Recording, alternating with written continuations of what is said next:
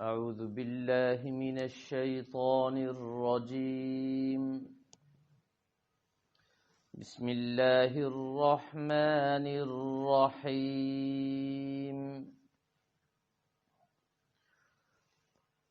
وقل للمؤمنات يغضضن من أبصارهن ويحفظن فروجهن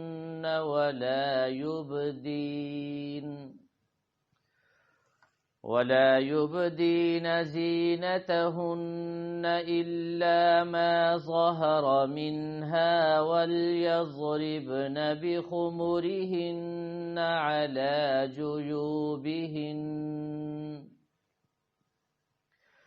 ولا يبدين زينتهن إلا لبعولتهن أو آبائهن أو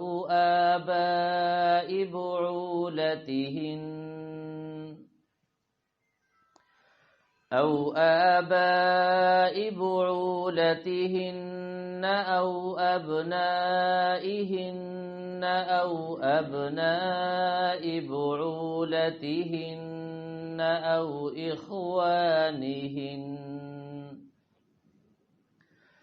أو إخوانهن أو بني إخوانهن أو بني أخواتهن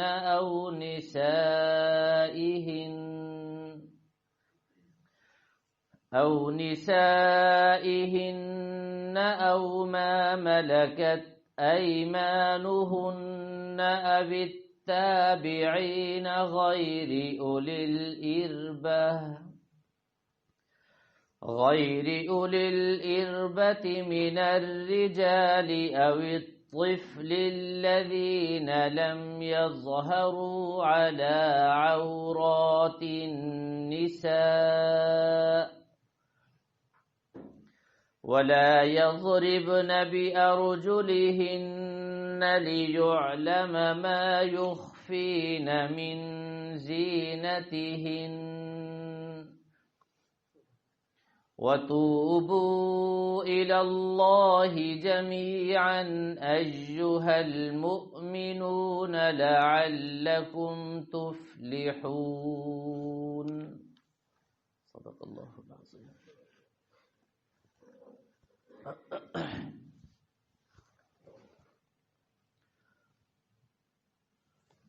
سورہ نور کی آیت نمبر 31 تلاوت کی گئی ہے. اس سورہ مبارکہ میں مجموعی طور پر اصلاح معاشرہ کے طریقے اللہ تبارک و تعالی نے ارشاد فرمائے ہیں. معاشرتی فسادات، معاشرتی لڑائی جھگڑے اور جتنی بھی معاشرتی خرابیاں ہیں ان کا سدباب کیسے ہو سکتا ہے، اس کی تفصیلات اللہ تبارک و تعالی نے سورہ نور میں بڑی وضاحت کے ساتھ ارشاد فرمائی ہے.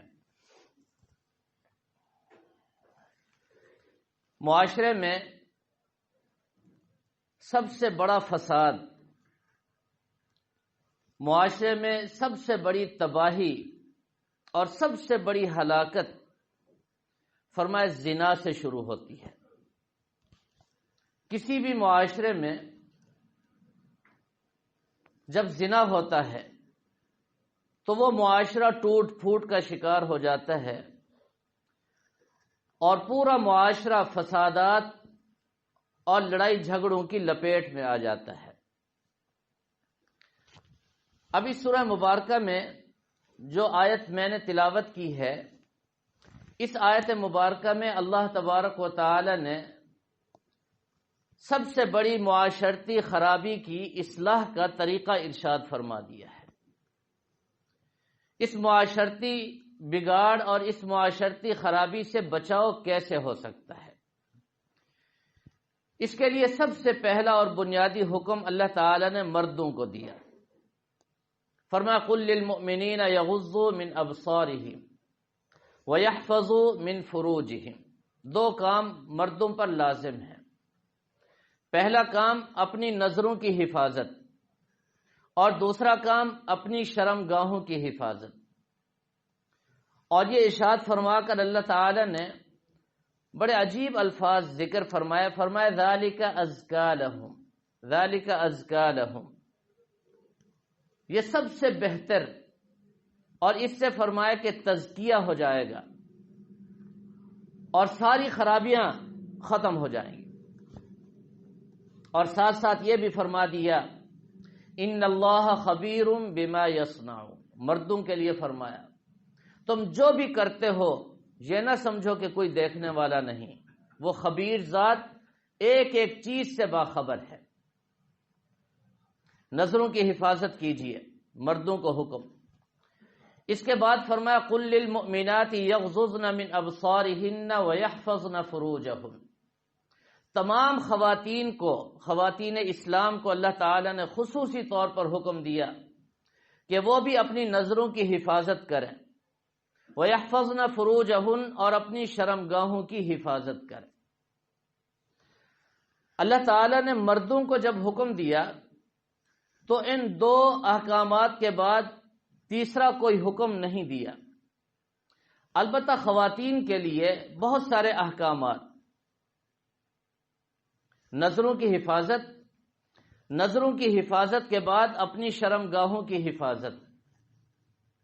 مردوں کے لیے فرمایا ذالک ازکا لہم، یہ ان کے لیے بہت ہی پاکیزہ، بہت ہی عمدہ اور بہت ہی اچھا ہوگا۔ اس کی عمدگی اور اس کی اچھائی یہاں ان کو اگر نظر نہ آئے، بے شک نہ آئے، کل قیامت کے دن ان کو پتہ چلے گا اس میں کتنی خیر اور کتنی بھلائی ہے۔ اگر مرد حضرات اپنی نظروں کی حفاظت کر لیں اور اپنی شرمگاہوں کی حفاظت کر لیں۔ نمبر 2، خواتین کو جب فرمایا کہ وہ بھی اپنی نظروں کی حفاظت کریں اور اپنی شرمگاہوں کی حفاظت کریں تو یہاں تک بس نہیں، اس کے بعد اللہ تبارک و تعالی نے وَلَا يُبْدِينَ زِينَتَهُنَّ سے کئی احکامات عورتوں کو دیے۔ عورتیں وہ تمام احکامات پر عمل پیرا ہوں گی، تب جا کر ان کو فلاح اور کامیابی اور عزت ملے گی۔ مرد بنیادی طور پر دو کام کریں گے۔ اب سب سے پہلی اور بنیادی چیز نظروں کی حفاظت ہے، اور زنا کی روک اور زنا کا خاتمہ صرف اور صرف اسی صورت میں ممکن ہے جب مرد اور عورت دونوں اپنی نظروں کی حفاظت شروع کریں۔ جب تک نظروں کی حفاظت نہیں ہوگی زنا سے حفاظت نہیں ہو سکتی، شرمگاہوں کی حفاظت نہیں ہو سکتی۔ یہ پہلا قدم ہے، یہاں سے شریعت نے اس کو روک دیا۔ اللہ تعالی نے عباد الرحمن کی 11 صفات بیان فرمائیں سورہ فرقان میں، کچھ مثبت اور کچھ منفی۔ ان میں اللہ تبارک و تعالی نے فرمایا والذین لا يدعون مع اللہ الہا آخر، یہ سب سے بڑا گناہ ہے، سب سے بڑا گناہ شرک ہے، اللہ تعالی کے ساتھ کسی اور کو شریک ٹھہرانا۔ اس کے بعد دوسرا سب سے بڑا جرم قتل نفس ہے، کسی انسان کو قتل کرنا۔ چند صورتیں مستثنا ہیں، میدان جہاد میں شرعی جہاد ہو، امیر المومنین کی امارت اور قیادت میں ہو تو مسلمان مجاہدین کافروں کو قتل کریں، اس پر اجر و ثواب ہے، ایک یہ قتل جائز ہے۔ دوسرا، اگر کسی نے کسی دوسرے انسان کو ناحق قتل کیا ہو تو قاتل کو حکومت وقت قانون کے مطابق قصاصاً قتل کرے گی، یہ قتل بھی جائز ہے۔ اگر کسی نے زنا کر لیا، شادی شدہ تھا وہ، مرد ہو یا عورت، تو زنا کرنے والے مرد اور زنا کرنے والی عورت کو بھی حکومت وقت قانون اور شریعت کے مطابق سنسار کر کے، پتھر مار مار کر کے قتل کر دیں گے، یہ قتل بھی جائز ہے۔ اس کے علاوہ کوئی قتل جائز نہیں ہے۔ کسی کو بھی قتل کرنا، چاہے وہ مسلمان ہو چاہے وہ کافر ہو، کسی بھی قوم سے، کسی بھی برادری سے اور کسی بھی مذہب اور کسی بھی ملت سے اس کا تعلق ہو، اس کا قتل جائز نہیں ہے۔ اور تیسری چیز ولا یزنون، زنا ہے۔ یہ تین بڑے بڑے گناہ ہیں، شرک، قتل اور زنا۔ زنا ایسی معاشرتی خرابی ہے جس سے پورا معاشرہ تباہ ہو جاتا ہے۔ اب زنا کی روک تھام کے لیے سب سے پہلا حکم نظروں کی حفاظت ہے۔ اب یہ نظریں دو طرح کی ہوتی ہیں، توجہ چاہیے، یہ نظر دو طرح کی ہوتی ہے۔ ایک تو وہ نظر ہے جو بالکل کھلم کھلا ہے، ہر ایک کو پتا ہے کہ مرد فلاں عورت کو دیکھ رہا ہے، علانیہ، سب کے سامنے، سب کو پتا ہے کہ یہ عورت فلاں مرد کو دیکھ رہی ہے۔ ایک تو یہ نظر ہے، اور دوسری نظر وہ ہے کہ مرد عورت کو دیکھ رہا ہے اور کسی کو بھی پتہ نہیں کہ یہ مرد عورت کو دیکھ رہا ہے۔ اسی طرح عورت کسی مرد کو دیکھ رہی ہے اور کسی کو بھی پتہ نہیں کہ یہ عورت فلاں مرد کو دیکھ رہی ہے۔ اللہ تبارک و تعالی فرماتے ہیں یعلم خائنۃ الاعین، تمہاری یہ کھلم کھلا اعلانیہ نظر اللہ اس کو بھی دیکھتے ہیں، اور یہ جو چوری اور خفیہ نظر ہے دنیا میں تو شاید کسی کو پتہ نہ ہو، کوئی نہ جانتا ہو۔ یعلم خائنۃ الاعین، اللہ تعالیٰ تمہاری اس نظر کو بھی دیکھ رہے ہیں، وہ جانتے ہیں۔ وما تخفی الصدور، اور تم نے یہ نظر اٹھا کر جو دیکھا ہے چوری، اور اس کے پس پردہ تمہارے سینے میں اور تمہارے دل میں جو جذبات اور خیالات اور احساسات ہیں، فرمایا اللہ ان کو بھی جانتا ہے۔ یعلم خائنۃ الاعین وما تخفی الصدور، جو سینے میں تم نے چھپا رکھا ہے۔ اور یہ جو چوری نظر ہے، مرد کی ہو یا عورت کی ہو، اور سینے میں جو کچھ تم نے برے خیالات، برے عزائم، برے ارادے چھپا، سب اللہ جانتے ہیں۔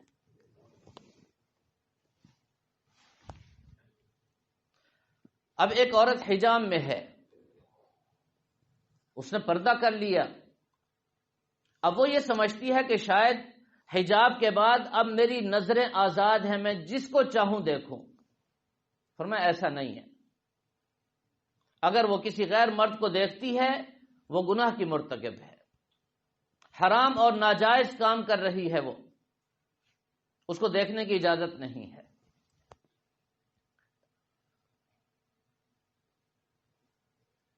اور دو نظریں اللہ تعالیٰ کو سب سے زیادہ مبغوض ہیں، ناپسند ہیں۔ دو نظریں، ایک نظر مرد یا عورت کی کسی غیر مرد یا عورت پر، مرد نے کسی غیر عورت پر نظر اٹھا کر دیکھا یا کسی عورت نے غیر مرد پر نظر اٹھا کر دیکھا، فرمایا یہ نظر اللہ کو بہت زیادہ مبغوض ہے، اللہ کا غضب نازل ہو جائے، بڑی خطرناک نظر ہے۔ اور دوسری نظر جو اللہ تعالیٰ کو بہت زیادہ مبغوض اور ناپسند ہے، فرمایا وہ نظر ہے کہ کوئی انسان کسی دوسرے کو تحقیر اور حقارت کی نظر سے دیکھے، یہ نظر بھی اللہ کو بڑی ناپسند ہے۔ اللہ تعالیٰ کا جلال اور اللہ تعالیٰ کا غضب ٹھاٹھے مارنے لگتا ہے۔ یہ دو نظریں انسان کو تباہ کر دیتی ہیں، پورا معاشرہ اس سے ہلاکت اور تباہی کے دہانے جا کر کھڑا ہوتا ہے۔ ان دو نظروں سے اپنی نظروں کی حفاظت، مرد حضرات غیر عورت پر کبھی بھی نظر نہ ڈالیں، بری نظر، بری نیت سے لذت حاصل کرنے کے لیے، تلذذ کے لیے، مزہ حاصل کرنے کے لیے کسی بھی غیر عورت کو جب وہ دیکھتے ہیں تو اللہ کی لعنت برستی ہے اور قریب ہے کہ اللہ کا غضب نازل ہو جائے۔ آج بڑی شکایتیں ہیں، کاروبار میں برکت نہیں، فلاں نہیں، فلاں نہیں، یہ نقطہ نظر نہیں آتا، یہ جو ہم اپنی آنکھوں سے دیکھ رہے ہیں کس کو دیکھ رہے ہیں؟ باجی کہنے سے باجی نہیں بن جاتی، بہن کہنے سے وہ بہن نہیں بن جاتی اس نظر کے پیچھے، بلکہ حدیث میں کیا آتا ہے، فرمایا نظر سہم مسموم من سہام ابلیس، فرمایا نظر شیطان کی زہر آلود، شیطان کے زہر آلود تیروں میں سے ایک تیر ہے، یہ شیطان کا تیر ہے اور ہے بھی مسموم، زہر سے بھرا ہوا۔ اللہ کے نبی صلی اللہ علیہ وسلم تو اس نظر کو زہر اور شیطان کا تیر فرمائیں، اور آج کا مسلمان اس پر تعویلیں کر کے کہے جی یہ تو بہن ہے جی، بہن جی، بہن جی، یہ کوئی بات ہے؟ اب اللہ کا غضب نازل نہیں ہوگا تو اور کیا ہوگا؟ ایک جگہ فرمایا کہ قریب ہے اس کی آنکھ اچک لی جائے۔ کیا آنکھ ہم نے اس لیے دی تمہیں؟ جس ذات نے یہ آنکھ دی اس ذات کا حکم نہیں مانا جا رہا، غلط اس کو استعمال کیا جا رہا ہے۔ اور آپ اس نعمت کو ذرا سوچیں اور دیکھیں، کتنی عظیم نعمت ہے۔ اگر کسی سے اللہ تعالیٰ یہ نعمت سلب کر لیں تو وہ ساری دنیا خرچ کرنے پر آمادہ ہو جائے، کسی طرح یہ میری نظر واپس آ جائے۔ اور اس میں خود کار اللہ تعالیٰ نے اس آنکھ میں ایسے پٹھے رکھ دیے جو اندھیرے میں سکڑتے ہیں اور روشنی میں خود بخود کھلتے ہیں، اور انسان کو پتہ بھی نہیں۔ اور اس کی حفاظت کا کیسا عظیم اللہ نے انتظام فرما دیا، کیسے پردے اس کے اوپر رکھ دیے، کتنی بڑی نعمت ہے یہ۔ فرمایا جب کسی بندے پر، اللہ کی کسی مخلوق پر، کسی بھی انسان پر انسان تحقیر اور حقارت کی نظر ڈالتا ہے تو بھی اللہ کا جلال اور اللہ کا غضب بھڑکنے لگتا ہے۔ کسی بھی انسان پر حقارت کی نظر یہ جائز نہیں ہے، کسی بھی مسلمان کے لیے۔ یہ دو نظریں بڑی خطرناک ہیں۔ تو میرے محترم دوستو، اللہ تعالی نے مرد کو دو حکم دیے۔ ایک فرمایا اپنی نظروں کی حفاظت، غیر عورت پر بھی نہ پڑے اور کسی انسان پر تحقیر کی نظر بھی نہ پڑے، کسی کو بھی اپنے سے کم اور گھٹیا نہ سمجھے، ہر ایک کو اپنے سے بہتر جانے، جو بھی ہے جیسا بھی ہے۔ کیا خبر اس کے اندر کوئی ایسی نیکی ہو جو اللہ کو زیادہ محبوب ہو مجھ سے۔ یہ لباس اور یہ شکل و صورت اس کی کوئی حیثیت نہیں۔ ان اکرمکم عند اللہ اتقاکم، پتہ نہیں کسی انسان کے اندر کون سی نیکی ہے، آج نہیں تو کل شاید اس کے اندر کوئی ایسی نیکی اور ایسا تقوی پیدا ہو جائے کہ وہ اللہ کا محبوب بن جائے۔ اس لیے کسی کو چاہے وہ کافر کیوں نہ ہو اس کو بھی تحقیر کی نظر سے نہ دیکھیں، محبت کی نگاہ سے دیکھیں۔ اور عورتوں کو بھی یہی حکم ہے کہ وہ اپنی نظروں کی حفاظت کریں، چاہے وہ پردے میں ہیں، اب ان کی نظر آزاد نہیں، اس کو آوارہ نہ سمجھیں، اپنی نظروں کو نیچے رکھیں۔ اور خواتین کو بھی حکم ہے وَيَحْفَظْنَ فُرُوجَهُنَّ، وہ اپنی شرمگاہوں کی حفاظت کریں۔ اس کے بعد اللہ تعالی نے عورتوں کے لیے خصوصی احکامات ارشاد فرمایا کہ وَلَا يُبْدِينَ زِينَتَهُنَّ، کوئی بھی عورت اپنی زینت کو ظاہر نہ کرے، الا استثناء فرما دیا، ہاں فلاں جگہ عورت اپنی زینت کا اظہار کر سکتی ہے۔ دوبارہ فرمایا وَلَا يُبْدِينَ زِينَتَهُنَّ، پھر الا فرمایا، دوبارہ تاکیداً فرمایا کہ کوئی عورت اپنی زینت کو ظاہر نہ کرے الا فلاں فلاں فلاں کے سامنے کر سکتی ہے۔ اس کی تفصیل میں ابھی عرض کرتا ہوں۔ اس تفصیل سے پہلے ایک مسئلہ ذہن نشین فرما لیجئے، بڑا اہم مسئلہ ہے۔ عورت کو اللہ تعالی نے حجاب کا حکم دیا ہے، خصوصی طور پر حجاب۔ یہ جو حجاب ہے عورت کا، اس کے 3 مرحلے ہیں، اس کی 3 صورتیں ہیں یا 3 مواقع ہیں۔ سب سے پہلے ہر عورت اللہ سے حجاب کرے گی، اللہ تعالیٰ نے اس کے بھی احکامات دے دیے۔ اور دوسرا حجاب فرمایا کہ اپنے گھر کے جو محرم مرد ان سے حجاب، اس کی بھی تفصیلات بتا دی۔ اور تیسرا حجاب وہ غیر مردوں سے، اجنبیوں سے ہے، اس کی بھی تفصیلات اللہ تعالیٰ نے بیان فرما دی قرآن پاک میں۔ اب یہ 3 درجے ہیں۔ سب سے پہلا حجاب کوئی بھی نیک مسلمان بندی ہے، خاتون ہے، وہ اللہ تعالیٰ سے حجاب کرے گی جب وہ اللہ کے سامنے کھڑی ہو کر نماز پڑھے گی۔ نماز کے لیے مصلی پر جب کھڑی ہوگی، اس کے لیے اللہ سے حجاب کے احکامات ہیں۔ فرمایا کہ وضو کرتے ہوئے چہرے کا جتنا حصہ دھونا فرض ہے یہ مستثنا ہے، ہاتھ کی ہتھیلیاں پہنچوں تک یہ بھی مستثنا ہے، اور پاؤں ٹخنوں سے نیچے یہ بھی مستثنا ہے۔ ان 3 اعضاء کے علاوہ باقی مکمل حجاب ہوگا، اللہ کے سامنے کھڑے ہوگا۔ اگر کسی خاتون نے اپنے کان کھول کر نماز پڑھی، اس کی نماز نہیں ہوگی، یاد رکھیں۔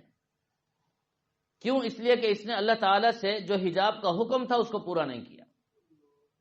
اگر ایک کان بھی کھلا ہوا ہے اس کی نماز نہیں ہوگی۔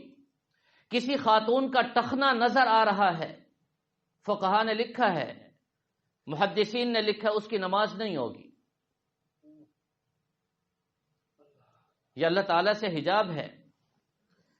جب بھی خاتون نماز کے لیے کھڑی ہوگی، اس شرعی حجاب کا اہتمام اس عورت پر فرض ہوگا، وہ اللہ تعالیٰ سے حجاب کرے گی۔ یہ پہلا درجہ ہے۔ دوسرا درجہ فرمایا کہ گھر کے جو محرم مرد ہیں ان کے سامنے حجاب، کوئی بھی خاتون ہو، فرمایا کہ پیٹ اور پیٹ کے مقابل جو پیٹھ ہے یہ، اور ٹخنوں سے نیچے تک یہ جو حصہ ہے یہ محرم مردوں کے لیے اس کا حجاب فرض ہے۔ بھائی ہے، بیٹا ہے، باپ ہے،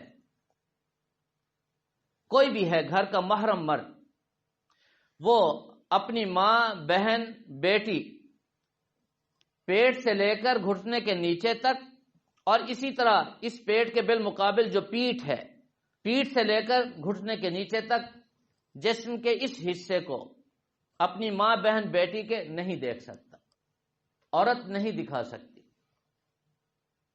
اب یہاں سینہ مستثنا ہے۔ کیوں؟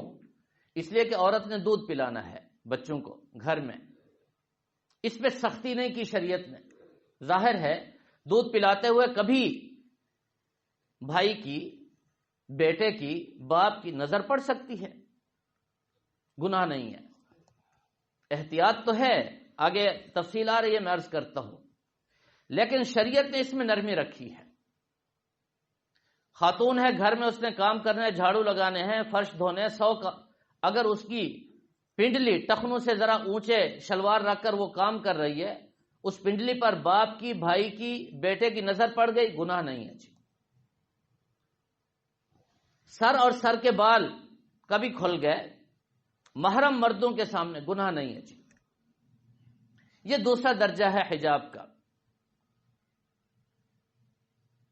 اور تیسرا درجہ اجنبی اور غیر مردوں سے ہے۔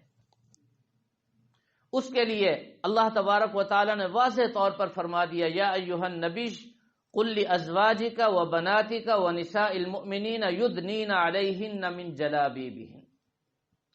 یہ جو اللہ کا حجاب تھا، اللہ سے جو حجاب تھا، فرمایا اب وہ حجاب بھی ختم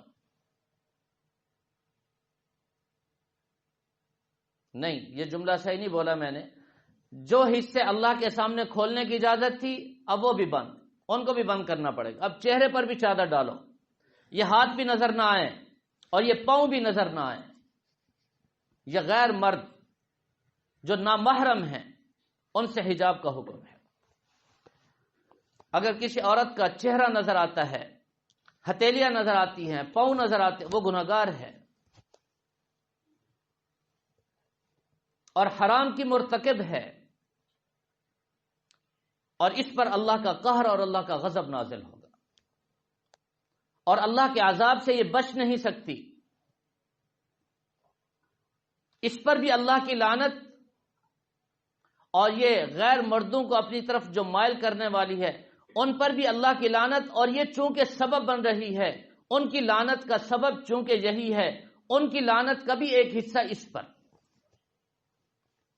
اس میں نرمی نہیں ہے۔ اب یہ حجاب کے 3 مرحلے ہو گئے، ایک اللہ تعالی سے، ایک محرم گھر کے جو افراد ہیں ان سے، اور ایک اجنبیوں سے۔ اب اس کی پابندی اور اس کا اہتمام ہر عورت پر فرض ہے۔ اگر کوئی عورت اس میں کوتاہی کرتی ہے، غفلت کرتی ہے، وہ حرام کی مرتکب ہے اور اللہ کے عذاب کو دعوت دے رہی ہے، اور زنا کا راستہ کھول رہی ہے۔ بے حیائی اور فحاشی کو عام کرنے میں اس کا سب سے بڑا کردار ہے۔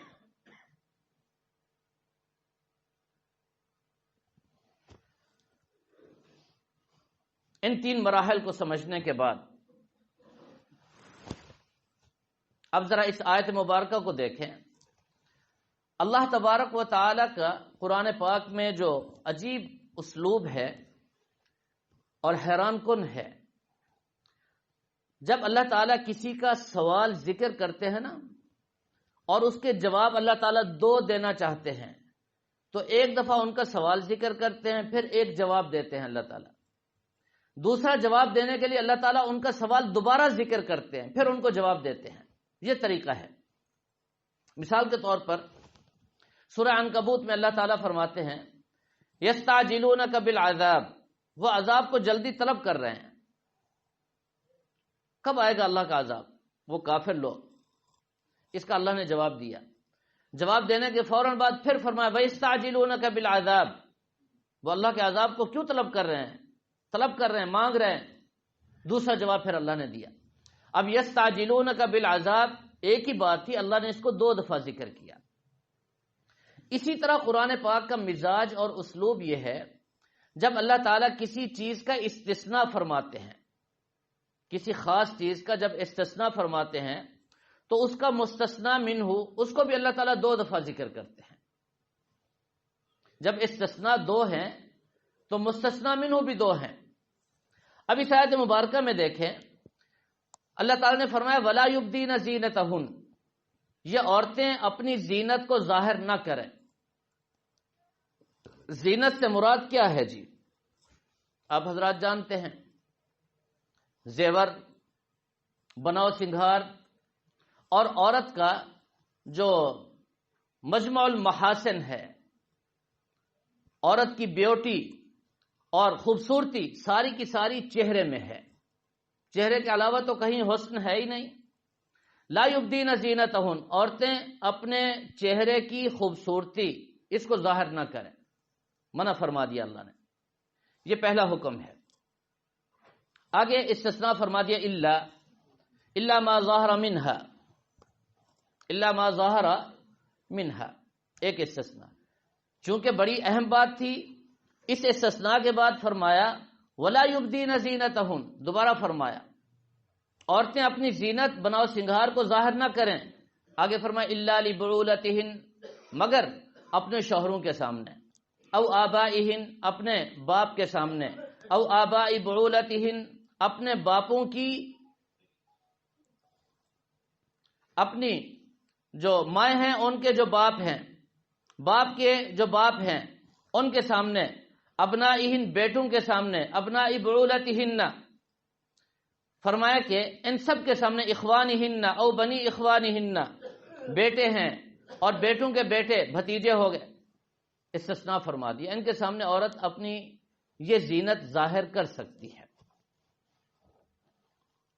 اب ذرا غور کریں، پہلے فرمایا لا یبدین زینتہن الا ما ظاہر منہا، مگر وہ چیز جو ظاہر ہوتی ہے، جس کو چھپایا نہیں جا سکتا، وہ مستثنیٰ ہے۔ لیکن عجیب آیت ہے، فرمایا وَلْيَضْرِبْنَ بِخُمُرِهِنَّ عَلَى جُيُوبِهِنَّ، وَلْيَضْرِبْنَ بِخُمُرِهِنَّ عَلَى جُيُوبِهِنَّ، یہ جو عورت کے سینے کا ابھار ہے، جب عورت ظاہر لباس پہنے گی تو لباس کے اندر سے اس سینے کا ابھار نظر آئے گا، اس کے لیے کیا کریں؟ فرمایا وَلْيَضْرِبْنَ بِخُمُرِهِنَّ، اس کے اوپر گلے میں سر پہ ایسی اوڑھنی ڈالیں کہ یہ ابھار نظر آنا بند ہو جائے، خصوصی حکم دیا اس کا۔ کوئی عورت زیب و زینت نہ کرے الا ما ظہر منہا، اب ظاہر ہے اس نے لباس پہن لیا، لباس کے بعد حجاب جو کرنا تھا، اللہ کے سامنے جو حجاب تھا وہ کر لیا، محرم مردوں کے سامنے جو حجاب تھا وہ کر لیا، اجنبیوں کے سامنے جو حجاب تھا تفصیل آگے وہ اس نے کر لیا۔ اس کے بعد فرمایا اب جو غیر اختیاری ہے وہ معاف ہے، لیکن یہ جو سینے کا ابھار ہے اس کو خصوصی طور پر اللہ نے قرآن پاک میں ذکر کر دیا، فرمایا اس کے آگے اوڑھنی ڈالیں، دوپٹہ ڈالیں، یہ ابھار نظر نہیں آنا چاہیے۔ اور بالکل اسی کے حکم میں ہے پتلون، یہ پچھلے حصے کا جو ابھار نظر آتا ہے پتلون میں، یہ کیا ہے جی؟ یہ بھی ننگ ہے، آدمی ننگا ہوتا ہے، مرد ہے بے شک، ناک سے لے کر گھٹنے تک ان اعضاء کو ڈھانپنا اور ان کی ساخت کو چھپانا اور ان اعضاء کی کشش ختم کرنا، اصل لباس کا تو مقصد ہی یہی ہے۔ اور آج جو پتلون آئی ہے اور اس سے یہ جو پچھلے حصے کا ابھار نظر آتا ہے، پتہ نہیں اس کو کیا کہیں جی، کس سے تعبیر کریں؟ ہمیں تو دیکھتے ہوئے بھی شرم آتی ہے، کبھی نظر پڑ جائے تو شرم آتی ہے، اور پہننے والوں کو کبھی بھی شرم نہیں آتی، پتہ نہیں کیا بات ہے، عجوب لگتے ہیں، عجیب بھی نہیں عجوب لگتے ہیں۔ اللہ تعالی حفاظت فرمائے۔ یہ بھی ننگے ہیں، اور اس کیفیت میں نماز بھی نہیں ہوتی، یاد رکھیں مسئلہ یہی ہے، نماز بھی نہیں ہوتی۔ ہمارے اکابر نے، بزرگوں نے، مفتیان نے لکھا ہے واجب الاعادہ ہے نماز۔ ایسے مرد حضرات کو چاہیے وہ کرتا اپنے ساتھ رکھیں، اگر کہیں دفتری یا کوئی محکمانہ مجبوری ہے تو نماز کے لیے ایسا کرتا پہنے کہ پیچھے اور آگے کے جو اعضاء ہیں ان کی ساخت نظر نہیں آنی چاہیے، کرتا پہنے کھلا، پھر نماز پڑھیں۔ نماز جیسی عبادت ہے، اس کو ضائع مت کریں۔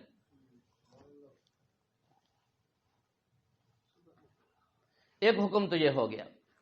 آگے فرمایا وَلَا يُبْدِينَ زِينَتَهُنَّ، عورتیں اپنا بناؤ سنگھار ظاہر نہ کریں إِلَّا لِبُعُولَتِهِنَّ، مگر اپنے شوہروں کے لیے۔ شوہر ظاہر ہے شوہر ہیں، ان کا ذکر کیوں کیا یہاں؟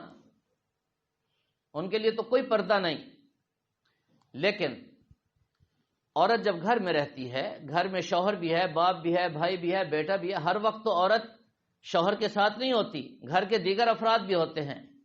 فرمایا دوسرے مردوں کے ہوتے ہوئے گھر میں شوہر بھی آ جائے تو اس وقت بے شک شوہر کا ایک خاص تعلق ہے، لیکن جب گھر کے افراد موجود ہوں تو اس وقت عورت سب کا خیال کرتے ہوئے زیب و زینت کا اظہار نہ کرے، ہاں جس حد تک اجازت ہے اس حد تک کر سکتی ہے، یعنی محرم مردوں کے سامنے جس کیفیت میں رہ سکتی ہے اسی کیفیت میں اپنے شوہر کے ساتھ بھی رہے۔ ہاں جب گھر میں کوئی نہ ہو پھر ٹھیک ہے، یہ خصوصی حکم ہے۔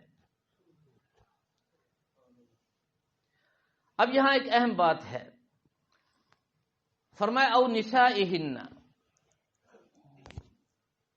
اپنی عورتیں، فرمایا کسی کے سامنے اپنی زینت کا اظہار نہ کرے، او نسائہن، جو اپنی عورتیں ان کے سامنے کر سکتی ہے۔ او نسائہن، اس کا کیا مطلب ہے؟ اس پر بھی غور کیجیے۔ فرمایا کہ اگر کوئی عورت ایسی ہے جو غیر مسلم ہے، اپنی نہیں ہے، غیر ہے، غیر مسلم عورت کا حکم شریعت مطہرہ میں مردوں جیسا ہے۔ مسلمان عورت غیر مسلم کافر عورت سے اسی طرح پردہ کرے گی جیسے مردوں سے پردہ کرتی ہے۔ چنانچہ یہاں حضرت عبداللہ ابن عباس رضی اللہ تعالیٰ عنہ نے بڑی تاکید فرمائے آج مسلمان عورتیں دو چیزوں میں بڑی غفلت کرتی ہیں۔ حضرت عبداللہ ابن عباس فرما رہے ہیں، فرمائے ایک غیر مسلم عورتوں سے پردے کے بارے میں، اور دوسرا استیزان کے بارے میں۔ حکم یہ ہے جب کسی کے گھر میں جاؤ تو ان سے اجازت لو پھر جاؤ، کسی کے گھر میں مرد ہو یا عورت ہو۔ اب مردوں میں تو کچھ نہ کچھ ہے، کسی چچا کے گھر، ماموں کے گھر، خالہ کے کسی کے گھر جائیں گے تو وہ اجازت لیتے ہیں، دروازہ کھٹکاتے ہیں۔ اگر کوئی عورت جا رہی ہو تو وہ ایسے ہی گھس جاتی ہے، جائز نہیں ہے۔ فرمایا اس مسئلے میں بڑی غفلت بڑھتی جا رہی ہے۔ عورت کیوں نہیں ہے، وہ جائے دستک دے، اجازت مانگے، اجازت ملے تو اندر جائے، اجازت نہ ملے تو واپس آ جائے۔ یہ دو مسئلے بڑے سخت ہیں۔ تو اپنی عورتیں، اور آگے اللہ تعالی نے فرمایا وَلَا يَضْرِبْنَ بِأَرْجُلِهِنَّ لِيُعْلَمَ مَا يُخْفِينَ مِنْ زِينَتِهِنَّ۔ فرمایا جب یہ عورت چلے تو اپنے پاؤں کا جو زیور ہے اس کی آواز بھی غیروں تک نہیں پہنچنی چاہیے۔ وَلَا يَضْرِبْنَ بِأَرْجُلِهِنَّ، اپنا پاؤں زمین پر اتنا آہستہ رکھے کہ پازیب جو پاؤں کا زیور ہے اس کی آواز، وہ بجتا ہوا زیور، اگر اس کی آواز غیر تک چلی گئی تو یہ گناہگار ہے، اس کی بھی اجازت نہیں ہے اس کو۔ اتنے سارے احکامات دے دیے عورتوں کو، اور آخر میں فرمایا توبوا الی اللہ جمیعا، توبوا الی اللہ جمیعا، تم سب اللہ سے توبہ کرو۔ کسی نہ کسی درجے میں معاشرتی ماحول میں گناہ ہو جاتا ہے، کوتاہی ہو جاتی ہے، غفلت ہو جاتی ہے، کبھی مرد سے کبھی عورت سے۔ فرمایا تم سب توبہ کرتے رہو، توبوا الی اللہ جمیعا ایھا المؤمنون، اے اہل ایمان، لعلکم تفلحون، شاید تمہیں فلاح اور کامیابی مل جائے۔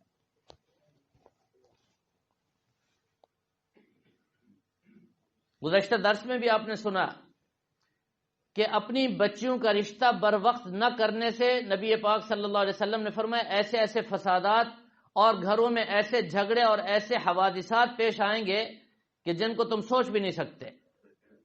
بر وقت لڑکی کا رشتہ نہ کرنے سے فسادات کا دروازہ کھل جاتا ہے۔ اور آج آپ نے دیکھا معاشرتی طور پر اگر مرد اور عورت اپنی نظروں کی حفاظت اور اپنی شرمگاہوں کی حفاظت نہ کریں تو اس سے بھی معاشرتی طور پر فساد اور ہلاکت اور تباہی پھیل جاتی ہے۔ لہذا مردوں کو بھی خصوصی طور پر حکم ہے اور عورتوں کو بھی سب سے پہلے اپنی نظروں کی حفاظت کریں، اور اپنی نظروں کے ساتھ اپنی شرمگاہوں کی حفاظت کریں۔ کیسی حفاظت؟ اس کا ایک واقعہ عرض کرتا ہوں۔ حضرت عبیدہ بن جراح رضی اللہ تعالیٰ عنہ عشرہ مبشرہ میں سے ہیں، شام کے فاتح ہیں، عراق اور کئی علاقے انہوں نے فتح کیے۔ فاروق اعظم رضی اللہ تعالیٰ عنہ کا دور خلافت ہے، گورنر تھے، اور ایک مسلمانوں کا لشکر جہاد کے لیے نکلا، اس کے سپہ سالار تھے حضرت عبیدہ بن جراح رضی اللہ تعالیٰ عنہ۔ ایک قلعہ فتح کرنے کے لیے کئی دن لگ گئے، محاصرہ کیا ہوا ہے، لیکن وہ قلعہ فتح نہیں ہو رہا، بڑے پریشان تھے، اور اندر جو کافر تھے اس قلعہ کے اندر محصور تھے وہ بھی پریشان۔ یہ مسلمان اتنی ثابت قدمی کے ساتھ اور اتنی جرأت کے ساتھ یہاں ٹھہرے ہوئے ہیں، جانے کا نام نہیں لیتے، لہذا کوئی نہ کوئی حکمت عملی بنانی چاہیے۔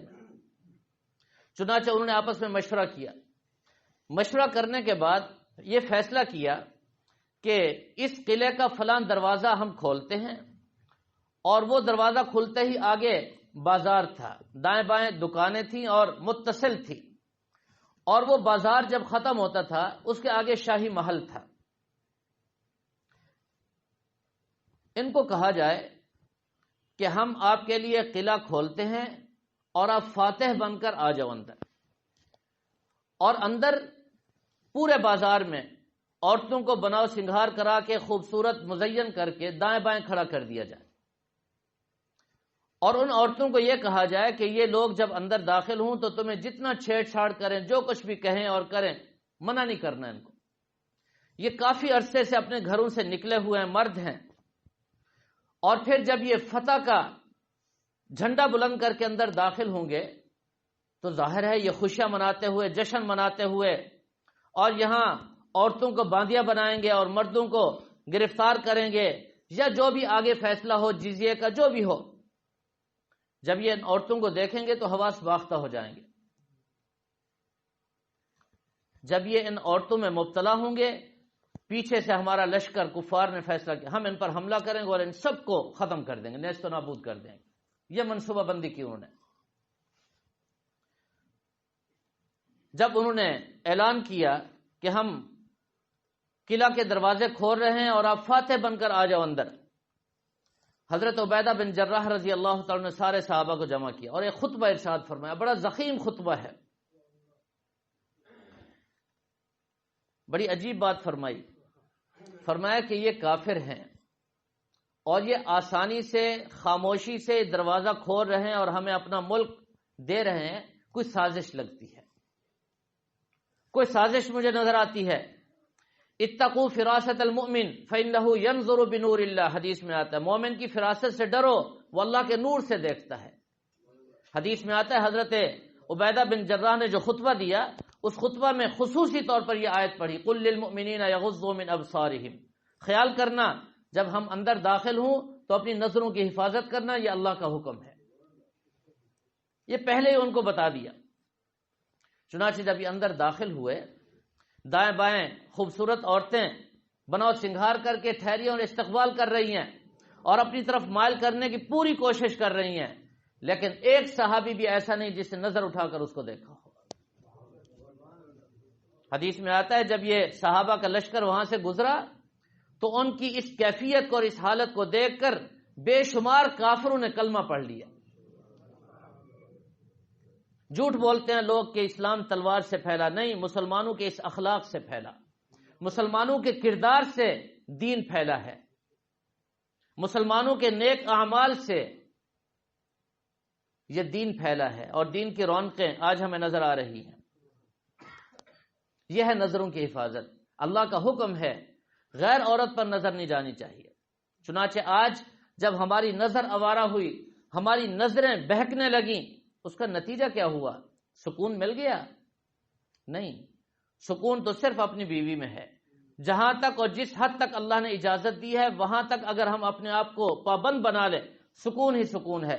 ورنہ یہ نہ بجھنے والی پیاس ہے، کبھی بھی یہ پیاس بجھتی نہیں ہے. ایک پھر دو پھر تین چلتے چلے جاؤ، نہ کبھی پیاس بجھے گی نہ کبھی سکون ملے گا. لہذا اس کا سب سے پہلا اور سب سے بڑا ذریعہ یہ ہے کہ اپنی نظروں کی حفاظت کر، غیر عورت پر نظر جائے ہی نہ. پھر اپنی عورت حور کیا ہوتی ہے؟ حور سے بڑھ کر نظر آئے گی.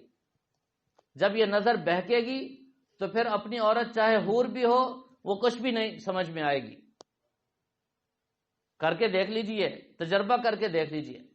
اور عورتیں وہ بھی اپنی نظروں کی حفاظت کریں. جنت کے سردار نظر آئیں گے ان کو اپنے شوہر، قدر کریں گی. پھر وہ اگر نظروں کی حفاظت نہیں تو پھر روزانہ 100 مرد عورتوں کی نظر میں اور 100 عورتیں مردوں کی نظر میں، انجام کیا ہوگا وہ ہم سب کے سامنے ہے. قدر نہیں ہے، احترام نہیں ہے، عقیدت کا تعلق نہیں ہے. شوہر اور بیوی کا تعلق عقیدت کا ہے، محبت کا ہے، احترام کا ہے. اس حد تک احترام کا تعلق ہے کہ شوہر کو اجازت نہیں دی گئی کہ وہ بیوی کا نام لے، اور بیوی کو اجازت نہیں دی گئی کہ وہ اپنے شوہر کا نام لے. احترام ہے. ایسا نہیں ہے کہ عورت کا کوئی احترام نہیں اور مرد اس کو اس کے نام سے پکارے، نہیں. حضرت عائشہ رضی اللہ تعالیٰ عنہ کی اولاد نہیں تھی. نبی پاک صلی اللہ تعالی علیہ وسلم نے اس کے بھائی کے بچے کو، اس کی بہن کے بچے کو فرمایا یہ تمہارا بچہ ہے، آج کے بعد تمہارا لقب ہے ام عبداللہ. ام عبداللہ. عائشہ کا نام لے کر نبی پاک صلی اللہ علیہ وسلم نے نہیں پکارا حضرت عائشہ کو. عرب میں دستور تھا بیٹے کا نام لے کر ماں کو پکارتے تھے، فلانے کی اماں، یہ دستور تھا۔ حضرت عائشہ کی اولاد جو نہیں تھی تو عبداللہ بھانجا تھا، فرمایا آج کے بعد تمہارا لقب ام عبداللہ ہے جی، ہم تمہیں ام عبداللہ سے پکاریں گے۔ اور پھر نبی پاک صلی اللہ علیہ وسلم نے عائشہ سے نہیں، حمیرہ، پیار سے اور محبت سے حمیرہ کے لقب سے ان کو پکارا، نام سے نہیں پکارا۔ جس طرح عورت پر واجب ہے کہ وہ شوہر کا نام لیے بغیر ادب اور احترام سے نسبت کی طرف ان کا وہ کرے، اسی طرح مرد پر بھی لازم ہے کہ وہ بھی اپنی بیوی کا احترام کرے اور اس کا نام نہ لے۔ آپس میں جب تعلق محبت کا اور احترام کا ہوگا تو یہ رشتہ بنے گا، چلے گا اور بڑھے گا، ورنہ جو حالات آج ہمارے سامنے ہیں اس پر کیا کہا جا سکتا ہے۔ بہرحال معاشرتی اصلاح کے یہ چند اہم اصول تھے جو میں نے آپ حضرات کے سامنے عرض کیے۔ اللہ تعالی ہم سب کو سمجھنے اور عمل کرنے کی توفیق عطا فرمائے۔